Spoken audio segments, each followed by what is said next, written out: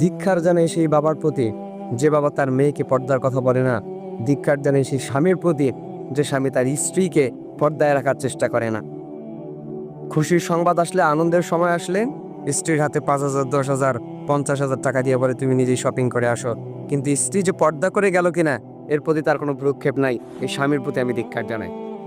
কিয়ামতের দিন আপনাকে আল্লাহর কাঠগড়ায় দাঁড়িয়ে জবাবদিহিতা করতে হবে, তারপর আপনার ছাড় হবে।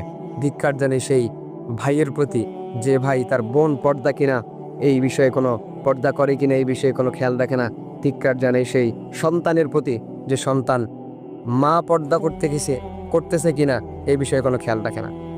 নারীদের পর্দার বিষয় এমন যে নারীরা তারা বেঁচে থাকতে আমরা তাদের পর্দার কোনো খেয়াল করি না, কিন্তু মরার পর 5টা কাপড় দ্বারা পর্দা করানো হয় এবং তার উপর আরেকটা চাদর দিয়ে আমরা তাদেরকে পর্দা করাই, অথচ বেঁচে থাকতে সেই পর্দার প্রতি আমাদের কোনো ভ্রুক্ষেপ ছিল না।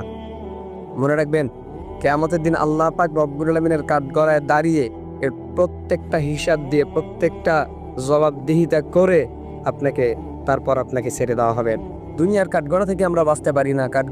দুনিয়ার কাঠগড়ায় আটকে গেলে আমাদের করুণ পরিণতি হয়ে যায়। আর আল্লাহর কাঠগড়ায় আল্লাহর আদালতে যদি আমরা ধরা খেয়ে যাই, সেখান থেকে বাঁচার কোনো উপায় আছে ভাই?